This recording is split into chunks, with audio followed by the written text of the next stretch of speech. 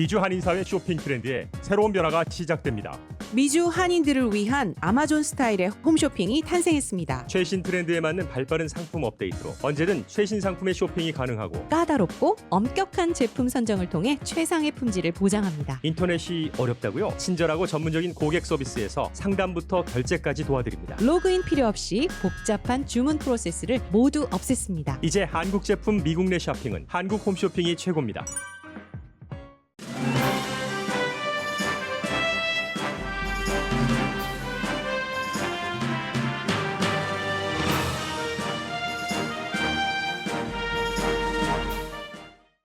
민주당 하원이 경기부양책에 한 달에 자녀 한 명당 $250에서 $300 정도의 자녀 양육비를 포함시키는 안을 오늘 발의합니다.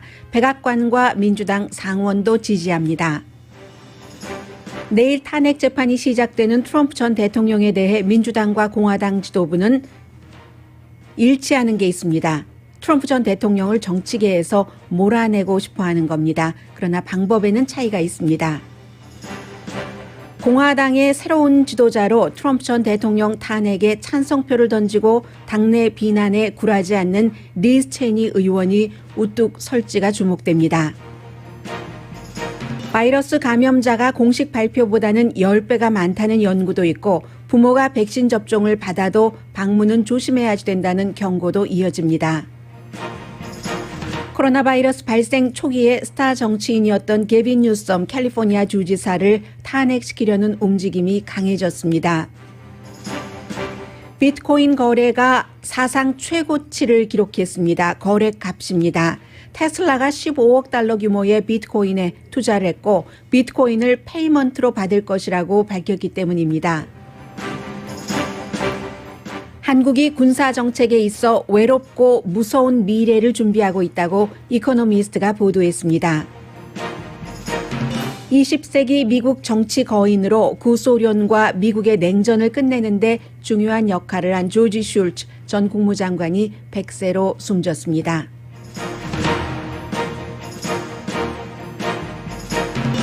여러분 안녕하십니까? 오늘의 미국 강혜신입니다. 요즘처럼 미국의 정치가 의미적으로도 그리고 실제적으로도 국민의 생활과 직결되는 때가 그다지 많지는 않았습니다. 우선 가장 관심이 있는 분야는 여러분들께서 그 자녀 양육비를 지금까지 세금 공제 혜택으로 현행법에 따르면 한 자녀 한 명당 $2,000죠. 그런데 그것은 그대로 두고 지금 민주당이 공화당의 도움 없이 통과시키려는 그리고 이제 가능성이 상당히 높죠. 경기부양안에 바이든 그 대통령이 제안한 그 안에 5살까지 0세부터 5살까지의 자녀 그리고 6세부터 17살까지의 자녀를 둔 부모에게는 이렇게 나중에 한꺼번에 몰아서 세금 공제 혜택을 주는 게 아니라 매달 페이먼트 하는 형식을 집어넣어야지 된다 하고 민주당에서 안이 나왔습니다. 이것은 사실은 공화당이 먼저 했어요. 제가 금요일에 여러분들께 전해드리지 못했는데 밀 럼니 공화당 그 상원 의원이 역시 비슷한 내용 이것을 어디서 관장하느냐만 달라서 밀 럼니 공화당의 그 상원 의원은 소셜 시큐리티국에서 해야지 된다고 했고 그리고 이 안이 나오자 초당적으로 좀 지지를 받았거든요. 민주당에서 바로 내놓은 것은 1살부터 6살 미만이라고 하니까 5살까지입니다. 자녀 한 명당 한 달에 $300 해서 12달이니까 12달이면 $3,600가 되죠. 그리고 6살에서 17살까지는 이제 한 $250 해서 1년에 $3,000 매달 디파짓을 한답니다. 국세청에서 직접. 그렇기 때문에 7월부터 시작한다는 얘기인데 이제 완전히 통과가 되면은요. 왜 7월부터냐? 지금 2월인데 국세청도 이것을 자동 페이먼트 시스템으로 하려면은 시간이 필요하잖아요. 그래서 이제 아메리칸 그 레스큐 플랜이라고 바이든 그 대통령이 경기부양책에 이제 미국 사람들을 구조하는 안이라고 해서 바이든 대통령 자신도 자녀 양육을 하는 세금 공제 혜택이 포함되기를 바랬는데 이 바이든 그 대통령이 원하는 것보다 밋 롬니 공화당 상원의원이 더 크게 얘기를 했고 그러자 민주당 하원에서 오늘 이 같은 것을 그 발의를 하는 겁니다. 매사추세츠가 지역구인 그 리처드 닐 의원이 발의를 하는 것인데 공화당의 투표가 없이도 통과되기 때문에 아마 이것이 가능하지 않을까. 그리고 중요한 것은 우선 그걸 말씀드려야지 되겠네요. 얼마를 버는가. 1년에 개인으로는 7만 5천 달러. 부부가 15만 달러 버는 사람. 그리고 바이든 대통령은 CBS와의 인터뷰에서 1,400달러를 지원하는 것도 역시 같은 경기부양 안에 포함되어 있습니다. 1,400달러를 액수를 줄이는 것, 양보하지 않을 것이라고 했고 본인이 원래 얘기했었던 것처럼 바이든 대통령이 주장한 것은 수입이 7만 5천 달러, 부부 15만 달러. 그러니까 이번에 자녀 양육비를 지원하는 것의 수입 최고 한도액과 똑같은 거죠. 그렇게 되면은 1년에 1,200억 달러 비용이 들어갑니다.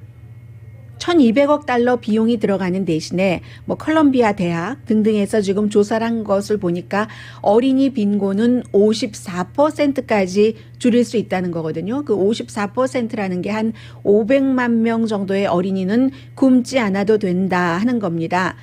미국이 세계 개발국가 부자 나라 가운데서는 어린이 빈곤율이 가장 높은 뭐 다른 나라와 비교할 수 없을 정도로 높은 나라 가운데 하나고요. 그 오펙 그 경제개발협력체가 조사를 한 겁니다. 그 이유가 다른 나라도 그런 부모가 전부 뭐 자녀를 가진 부모는 더 많이 일을 하고 뭐 그렇기 때문에 그런가 그게 아니라 국가에서 부모가 수입이 작을 경우에는 그 어린이들 그 빈곤율을 줄이기 위해서 굉장히 그 베네핏을 많이 주고 있는데 미국이 그 베네핏이 무척 낮은 편입니다. 그래서 이것은 이제 바이든 그 대통령도 최근에 계속 강조라는 거죠. 일주일에 40시간씩 일한 사람이 본인과 자녀들이 먹을 것이 없다면 식탁에 푸드를 마음대로 놓지 못한다면 이건 문제가 있는 거다. 이런 얘기를 지금 하고 있고요. 뭐 상원과 조율을 하겠죠. 이것도 이제 민주당이 공화당 표 없이도 통과시키겠다 하고 하니까 상원과 조율을 할 테고 더군다나 코로나 바이러스 사태, 전염병 시대이기 때문에 빈곤율이 미국에서 더 높아졌습니다. 해서 지금 발의한 닐 의원이 얘기하기를 이게 일종의 세금 공제 혜택이나 마찬가지잖아요. 세금 공제 혜택은 이렇게 주는 거야. 공화당은 물론 반대를 합니다.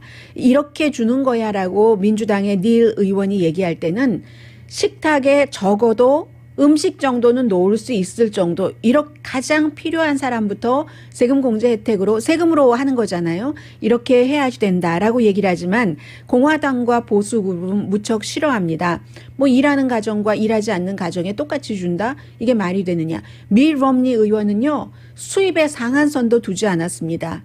전에 한국에서 뭐 학교 급식을 뭐 재벌집 아이들도 주느냐 마느냐 그것과 똑같이 이 밋 롬니 의원은 상한선조차도 정하지 않았고 민주당은 7만 5천 달러 한 사람 부부 15만 달러로 정한 겁니다. 공화당은 일하는 가정과 일하지 않은 가정도 또 받을 텐데 그것도 너무 불공평하다라고 얘기하면 민주당 의원들은 그러는 공화당은 엄청난 돈을 왜 돈이 필요하지 않은 부자에게 세금 감면해주고 상속세 감면해주고 기업에 세금 감면해줘서 그 세금 감면한 돈으로 기업은 일자리를 늘리는 게 아니라 자사의 주식을 사서 주주들을 배불려 주느냐 이렇게 얘기를 하고 있습니다.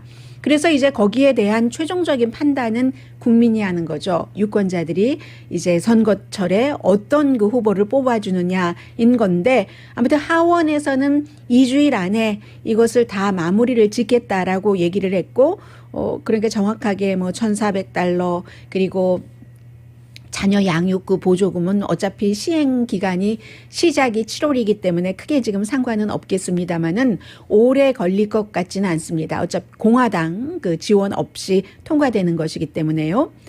그리고 이제 미국은 내일 너무나 중요한 그 대통령의 두 번째 그 탄핵 재판이 시작이 됩니다. 전과 그 다르다고 하는 것은 빨리 끝난다는 것, 증인이 적겠죠.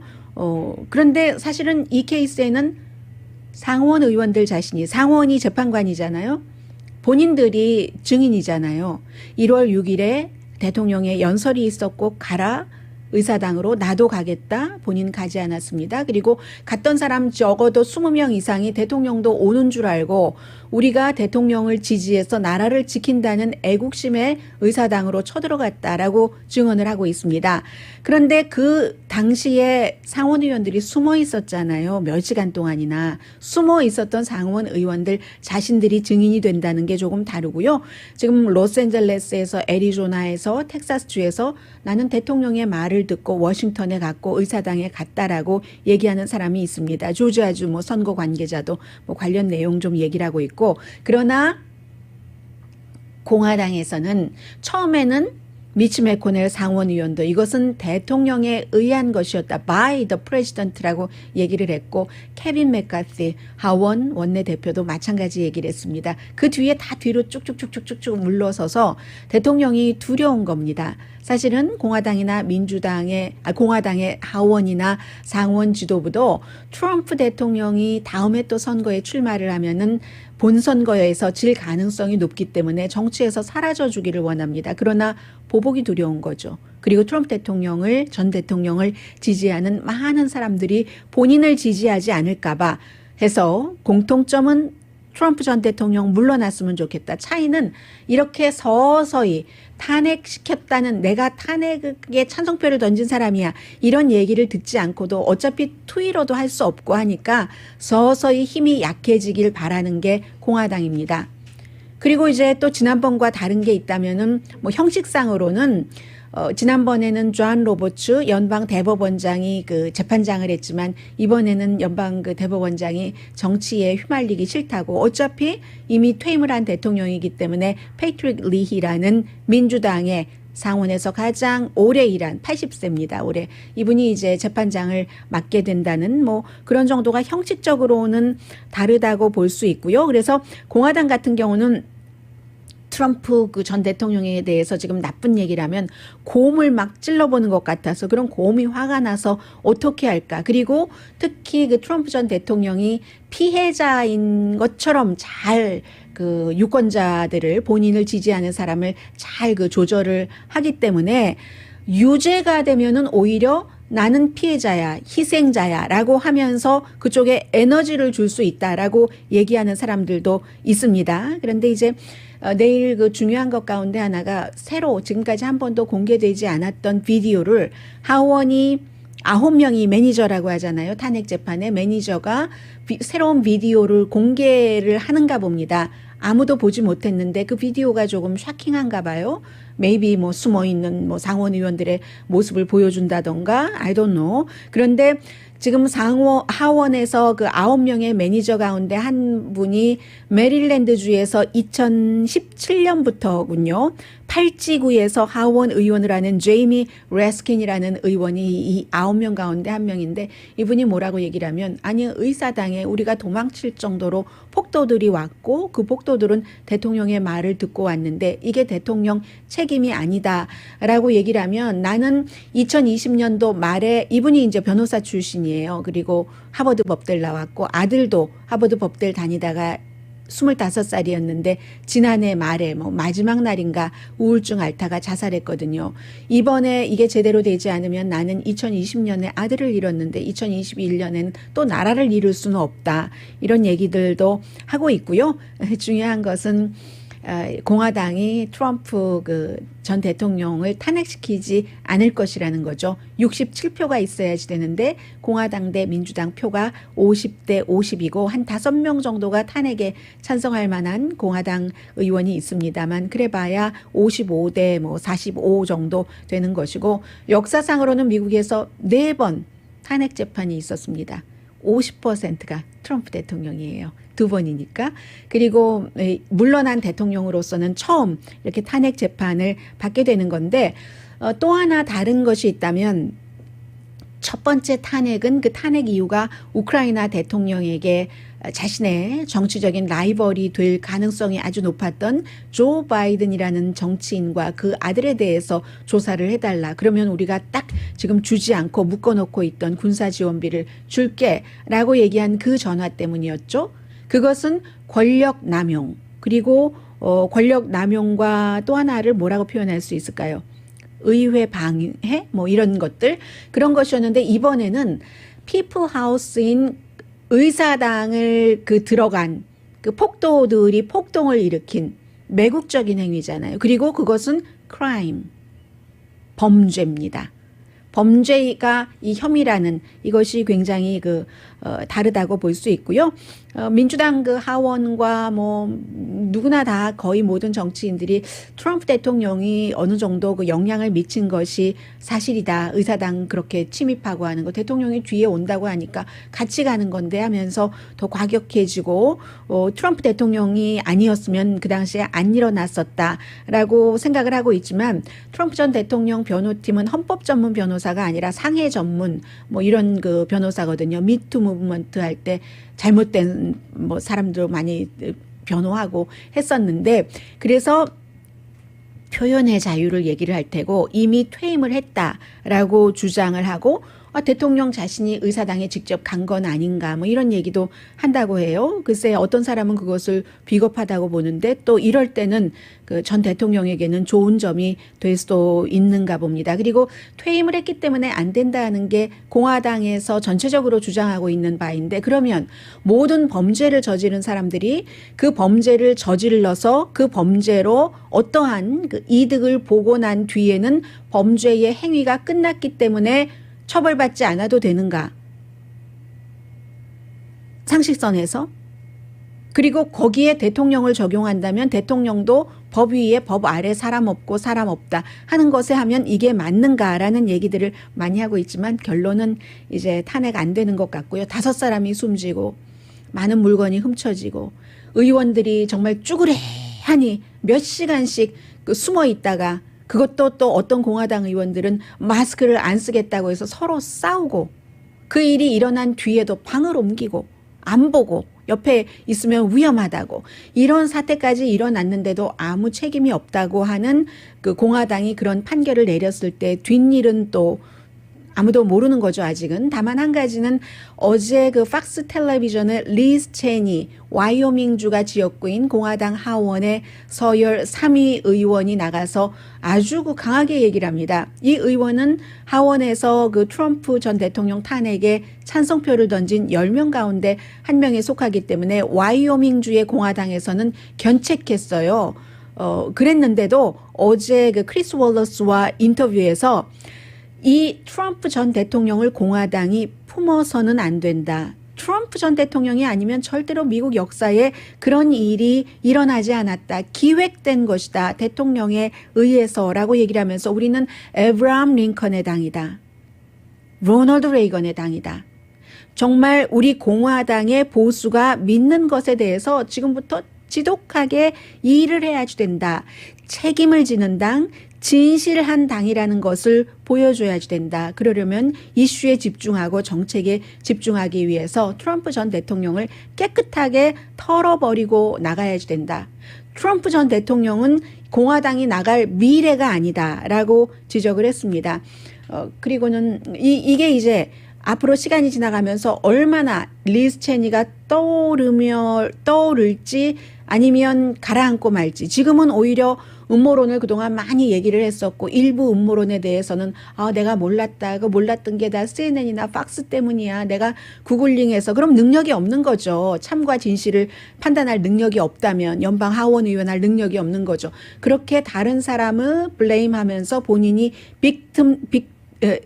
피해자처럼 얘기를 하는 조지아주의 14지구의 연방 하원 의원 마조리 테일러 그린이 현재로서는 트럼프 전 대통령을 지지한다는 이유로 리즈 체니라는 공화당 서열 3위의 같은 하원입니다. 하원 의원보다 많은 지지를 받고 있지만 항상 흘러가기 때문에 어떻게 될지 모르겠어요. 마조리 테일러 이 마조리 테일러 그린 의원이 계속 지지를 받는다면 초선 의원이긴 합니다만은 공화당이 어느 정도 음모론을 지지를 하고 뭐 그런다는 것 아니겠어요? 그리고 만약에 이 리즈 체니 의원의 지지 쪽으로 더 많이 갈지 그것은 조금 두고 봐야지 될 일이지만 오늘 현재는 이 기금 모금을 하는데요. 리즈 체니 의원이 기금 모금을 하는데 존 베이너 전 그 공화당 하원의장 있죠. 올해 하원의장을 했었던 울보라는 굉장히 감성적이어서 어떤 일이 있을 때 크리넥스를 달고 산다고 하잖아요.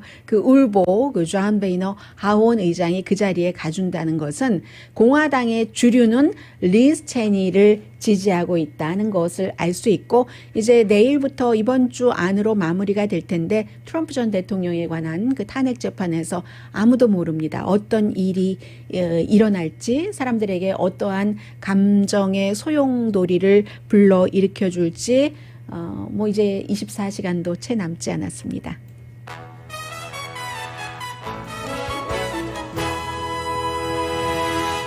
오늘의 미국은 전문가가 추천하는 이민법, 가정법 전문 제인정 종합법률사무소, 미주류 언론과 유명 인사들을 감동시킨 미주 판매 1위 카후나 마사지 체어, 한인 기업의 자랑 카후나 마사지 체어, 코지다운 갤럭시 거위털 이불은 잠이 솔솔 오게 하는 기능성 거위털 이불, 거위털 이불 전문 회사 코지다운, 언제 어디서나 내 맘대로 골라보는 한국 TV, 한국 쌍방울이 만든 최고의 KF94 방역 마스크 트라이를 미주 최초로 출시한 한국 홈쇼핑 공동후원입니다.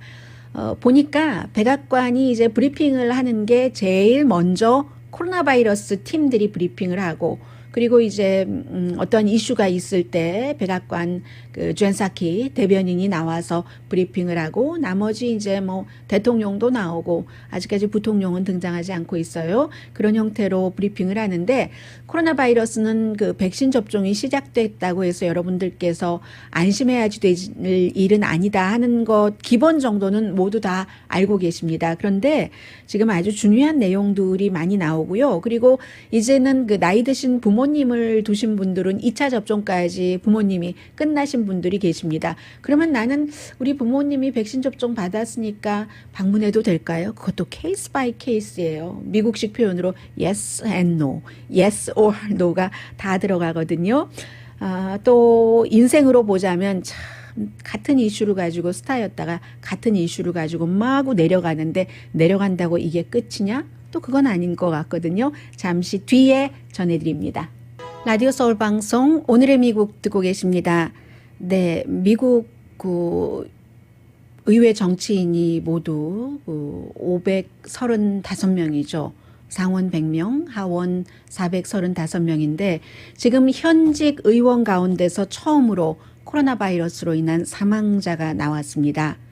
공화당이고 텍사스가 지역구인 론 라이트 의원입니다. 어제 숨졌습니다. 나이는 67살이고 지난 몇 년 동안 그 폐암으로 그 수술도 받고 하면서도 굉장히 그 일을 그 열심히 그 했다고 하거든요. 그런데 3주일 전에 코로나 바이러스 양성 판정을 받았고 병원에 입원해 있는 동안에 점점 악화돼서 숨졌습니다. 그런데 숨지기 그 거의 끝까지도 굉장히 이 의원 자체가 그 강한 또 나 살아날 수 있어 당연히 회복돼서 병원에서 퇴원할 거야 하는 정신을 가졌다고 하는데 캔서를 이긴 폐암을 이기고 폐암 그 치료를 받으면서도 스케줄이 굉장히 빡빡했었다고 하거든요. 그런데도 결국은 이 코로나 바이러스가 론 라이트 의원을 쓰러뜨렸습니다. 67살밖에 안 됐고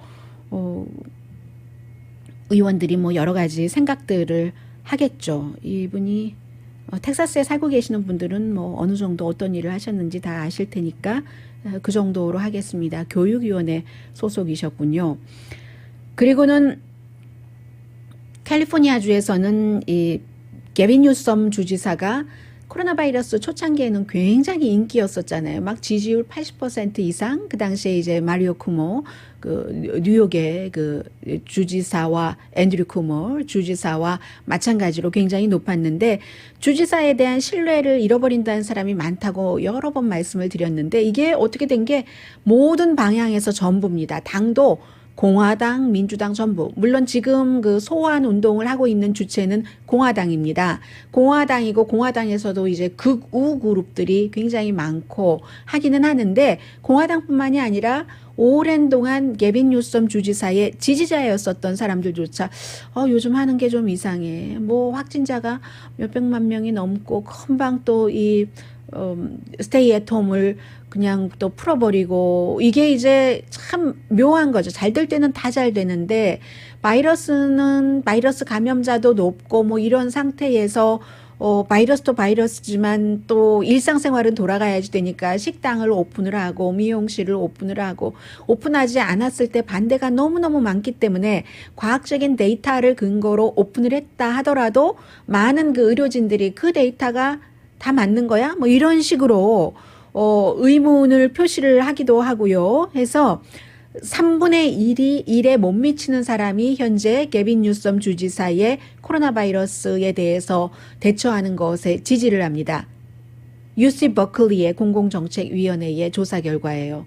그리고 44%는 반대를 합니다. 잘 못하고 있어. 왜 이랬다 저랬다 하는 거지? 라고 얘기를 하는데 정치인은 정치인대로 스테이 애톰을 공화당은 왜 빨리 안 풀어? 민주당은 이렇게 빨리 풀어도 되는 거야?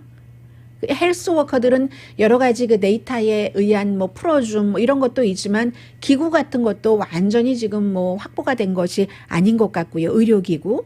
교사와 부모님도 한쪽에서는 학교 빨리 열으라고 하고 다른 쪽에서는 열지 말라고 하고 어떠한 운동가들, 액티비스트들은 아니 왜 라티노와 흑인은 보호받지 못하는 거야?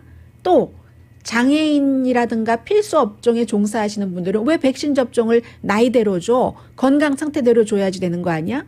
그리고는 실업률도 높고 하는데 실업수당 지급 같은 것이 뭐 여러 가지 관료주의 문제도 있고 테크니컬한 그런 문제도 있고 해서 제대로 지급되지 않고 해서 정말 한때 정치적인 스타였던 게빈 뉴섬이 이렇게 힘들어졌습니다. 그러나 말씀드리지만 긴 얘기를 다 말씀드릴 필요도 없어요. 짧게 전해드리자면 현재로서 게빈 뉴섬 캘리포니아 주지사가 소환, 리콜될 가능성은 거의 없습니다.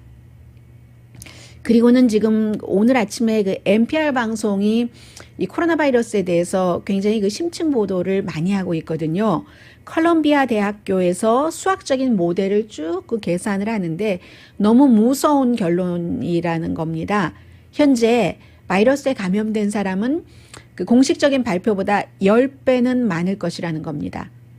테스트 안 하니까 그렇지. 이거는 이제 보통 사람들이 다 생각을 하고 있는 것이고요. 어떻게 보면 이 두 번째가 더 결정적이라고도 볼 수 있는데 보통 테스트에서 감염되면 몇 % 나왔습니다. 몇 명 늘어났습니다. 뭐 주별로 국가별로 미국 전체적으로 다 하고는 있지만 이게 새로 테스트한 사람 그 숫자만 얘기를 하잖아요.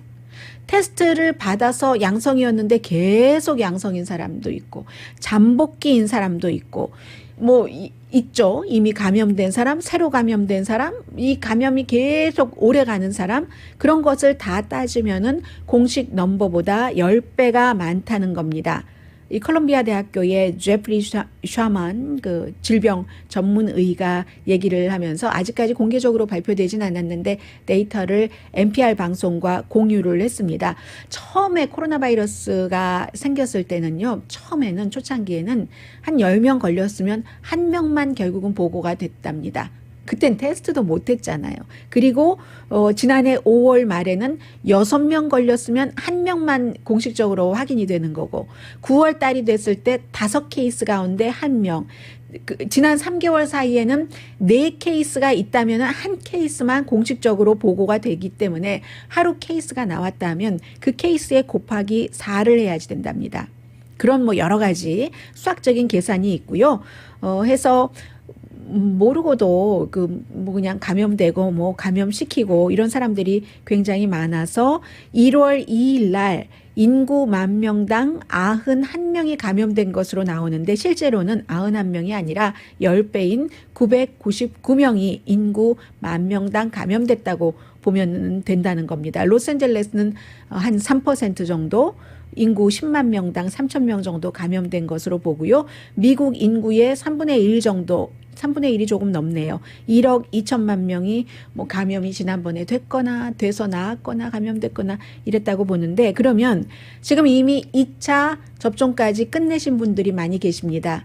의료계에 종사를 하시는 분들이시라든가 아니면 나이가 많으신 분들, 또 오렌지 카운티에서는 한 이틀 동안 어떤 병원에서 새벽에 접수를 하고 오후에 가서 이 백신 주사를 맞는 그런 일도 있었잖아요. 그래서 두 번째 백신 접종을 하고 나서 부모님이 2주일이 지났다. 이때 내가 부모님을 방문을 해야지 되는가. 지난해에 4월 달에 90회 생일 때도 생신 때도 방문하지 못했는데, 여기에 대해서 NPR 방송이 얘기하기를 백신이 효율적이기는 하지만 완전한 방어는 아니라는 것을 다시 강조를 합니다. 게다 대고 변이 바이러스를 지금 조심해야지 되잖아요. 물론 코로나 바이러스로 사망하는 사람의 80%는 65세 이상입니다. 그리고 텍사스의 그 연방 하원 의원처럼 기저질환이 있는 그런 분이잖아요. 뭐 폐암이 있다던가. 그런데 그렇지 않다 하더라도 집단 면역이 생겼을 때만 바이러스가 주춤주춤하면서 감염률이 낮아진다는 겁니다. 그때가 또 정상 생활을 할 수 있는 때이기도 하고요. 그래서 그때까지는 부모님들을 위험하게 하지 말자. 그리고 부모님들도 사실은 모르고 걸렸는데 다른 사람들께 전염시킬 수도 있잖아요. 해서 방문을 해야지 된다면 어디에 부모님이 살고 계시느냐에 따라서 판단이 조금 달라질 수 있다고 얘기를 합니다.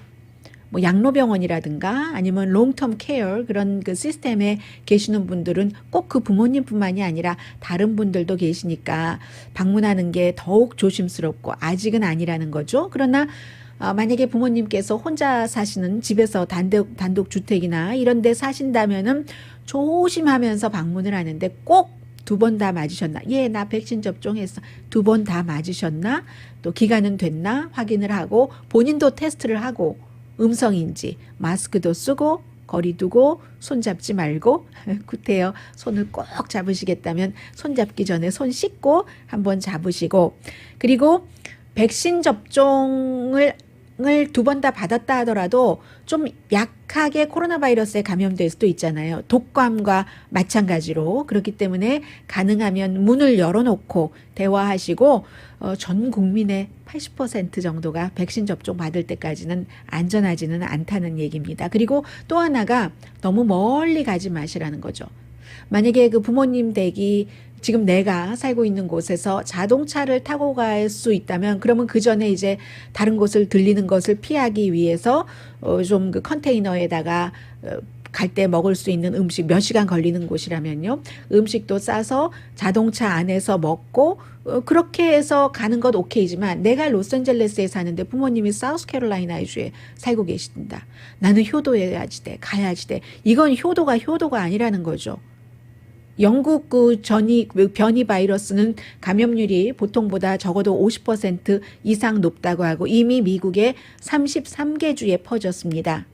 브라질에서 오는 바이러스 미네소타에서 발견됐죠. 사우스 아프리카에서 온 변이 바이러스 사우스캐롤라이나나 메릴랜드에서 발견이 됐는데, 이러한 그 바이러스 등은 백신 그 효율성도 변이 바이러스가 나오기 전에 개발됐기 때문에 조금 효능이 낮아지잖아요. 그래서 항상 많은 사람들이 정말 올 여름, 가을 그 전까지는 그 뒤에도 조심을 하셔야 되겠지만 더욱 조심하셔야지 된다 하는 내용 전해드립니다. 게임스탑에서, 은에서 비트코인으로 왔어요. 뉴스가. 잠시 뒤에 전합니다. 라디오 서울 방송 오늘의 미국 듣고 계십니다. 비트코인 값이 사상 최고치랍니다. 한동안 안 봤더니 44,141달러까지 올라갔어요. 제가 물론 방송 들어오기 전의 일입니다. 이게 왜 그러냐면 그 테슬라의 일론 머스크의 테슬라가 15억 달러를 비트코인에 투자한다고 했고 그 파일링 다 했더군요. 그리고 곧 그 테슬라 전기자동차 페이먼트를 곧이라고 했습니다. soon 가상화폐, 이 암호화폐로 받는다, 페이먼트로 받는다. 법적인 문제가 해결되면 그렇다는 거겠죠. 처음에는 조금 제한적으로 받다가 한다는 얘기인데 테슬라가 전기자동차로서 정말 혁명, 신기원을 이뤘고 그 페이먼트 자체를 비트코인으로 받는다는 것도 자동차 회사로서는 처음이죠. 그래서 이제 대안자산으로도 좀 투자를 해놨다 이런 얘기인데 일론 머스크는 굉장히 그 좀 논란적인 발언도 많이 하고 뭐 인터뷰하면서 뭐 무슨 뭐 마리화나 같은 것을 피운다던가 술을 마신다던가 보통 평범한 사람은 아닌 거예요. 그래서 또 가상화폐 이 비트코인을 굉장히 지지를 하고 비트코인뿐만이 아니라 강아지 그려져 있는 그 덕코인도 있잖아요. 그래서 덕이코인이라고 한 그 덕이코인도 굉장히 지지를 하는 트위터로 그리고 이번에 이 같은 발표도 트위터로 메시지를 보냈습니다. 지난해 뭐 페이팔 등도 이제 비트코인에 대해서 아주 뭐 좋은 얘기를 많이 하고 했는데 결국은 비트코인이 최정점에 가면 비트코인이 금을 대신할 만한 안전성이 있는 그런 그 투자 상품인가? 이미 그런 안전성이 있는 투자 상품으로 보는 전문가가 늘어났다고 지금 월스트리트 그쪽에서는 보고 있습니다. 그리고 오늘 지금 이 내용은 뭐 아주 그 한국의 국방에 대해서 자세히 알고 계시는 분이라면은 이것보다 더 자세히 알고 계시겠습니다만은 미국에 살고 있으면서 한국의 지금 국방이 어떻게 돼가고 있는 건가? 지금 그 제 다른 나라에서 제 3자의 입장으로 볼 때는 안전한 건가? 이 정도 윤곽은 충분히 주는 기사여서 여러분들께 전해드립니다. 이코노미스트가 한국이 외롭고 무서운 미래를 준비하고 있다. 군 그 숫자에서도 그렇고 미국과의 동맹 이런 것에 있어서도 군인 숫자는 줄이고 동맹은 약화시키고 강한 적을 만든다. 이게 소제목입니다. 2009년도에 한 남성 이름이 훈현인가 그래요. 그분이 이제 그 훈련 받고 할 때는 4개월 동안 세계와 단절됐다. 나중에 4개월 끝나고 나니까 컴퓨터 어떻게 쓰는지도 모르겠더래요. 그러다가 조시 양이라는 청년이 처음에 2016년도에 군대 그 훈련을 받을 때는 6주일 동안 6주일 만에 처음으로 전화 통화를 3분을 해봤답니다. 그런데 천동영 씨가 2019년에 입대했을 때는 날마다 훈련이 끝나면 저녁에 불이 딱 막사에 꺼질 때까지 휴대폰 무제한으로 쓸 수 있었고 그런데 그게 친구들과 같은 해인데도 먼저 입대한 친구와 나중에 입대한 친구가 차이가 있다는 거예요. 그만큼 군인에 대해서 뭔가 그 사회적인 커넥션 같은 것을 많이 해준다는 건데 이것을 이코노미스트는 규율을 없애고 최근 몇 년 사이에 군대 규모를 줄이고 대신에 이제 그냥 무작정 그런 것은 아니고 굉장히 효율적으로 한다. 위협에 대한 대응을 이런 전제가 있기는 있다는 겁니다. 그리고 정치인들도 이 같은 진보적인 변화에 발맞추기를 원하는 정치인이 많다고 하고요. 뭐 원인은 군인의 숫자가 줄이는 것은 한국이 인구 숫자가 줄어들고 있고 나이 든 세대가 빨리 늘어나고 있고 지난해가 인구조사를 한 이후에 처음으로 인구가 줄어들었잖아요. 군인 그 숫자를 과거처럼 유지하기가 불가능하다는 겁니다. 그래서 이제 뭐 사령부의 구조를 점검을 해서 해군이라든가 공군이라든가는 보다 이제 그 보완된 무기를 사용을 해서 그것을 이제 보완을 한다는 것이고 군의 현대화가 군인의 숫자보다 중요하다. 뭐 정치 지정 확산 뭐 이런 얘기를 하고 있는데 한국은 그런데 안보에 있어서 고래 싸움에 새우등 터지는 그런 형태잖아요. 주변에 강대국들이 있고 해서 2017년도에 중국이 미국의 사드를 한국에 배치했을 때 얼마나 경제 보이콧으로 한국을 힘들었게 하는가. 그리고 일본과는 지금 또 위안부 문제, 징용 문제로 계속 대척을 하고 있고 북한은 기술적으로 굉장한 그 전쟁 핵무기를 개발하고 있는데 미국과의 동맹 여기서 이제 볼 점이 있는데요. 트럼프 전 대통령은 방위비 분담금 늘려라고 했었고 2019년도에 60년대부터 계속 해오던 그 한미 합동 군사 훈련을 중단시켰고 그것도 1961년부터 했었어요. 새로운 대통령이 들어왔지만 조 바이든이라는 새로운 대통령도 한국이 더 해주기를 원한다는 겁니다. 책임, 뭐 방위비 올려라 이런 게 아니라 정보를 모으는 능력, 그리고 계획하는 능력을 키우기를 원한다는 거죠. 해군과 공군의 방어력 같은 것. 그래서 새 행정부도 기본적으로는 한국이 뭔가를 더 해야지 된다 하는 데서는 변함이 없다는 얘기입니다. 미국과의 그 군사적인 동맹은 지금도 전쟁이 일어나면 전시 그 작전권이 그 한국전 때부터 미국에 있어서 2000년대 초에 노무현 대통령이 그걸 가져오려고 굉장히 노력을 했었죠. 그리고 그의 비서실장이었던 문재인 대통령도 본인의 임기 안에 이걸 완성하길 원하는데 임기가 내년이잖아요. 이코노미스트는 그 같은 능력을 내년 그때까지 갖추기 불가능하다고 봅니다. 대신에 이제 다른 분야의 개혁은 빠르다는 거잖아요. 군인이 2018년도에 60만 명이었는데 지난해 말에는 55만 5천 명으로 줄어들었고 올해 말이 되면 50만 명 아래가 될 것이며 복무기간은 18개월로 줄어들었고 임금은 크게 올랐고 여성과 민간인을 많이 고용하고 있다. 이런 것은 좀 위험하다는 거죠. 그리고는 또 지난해 처음으로 군사 커뮤니케이션 위성 발사한 거, 이것은 미국이 승인을 했기 때문에 한 겁니다. 고체로 빨리빨리 할 수 있도록.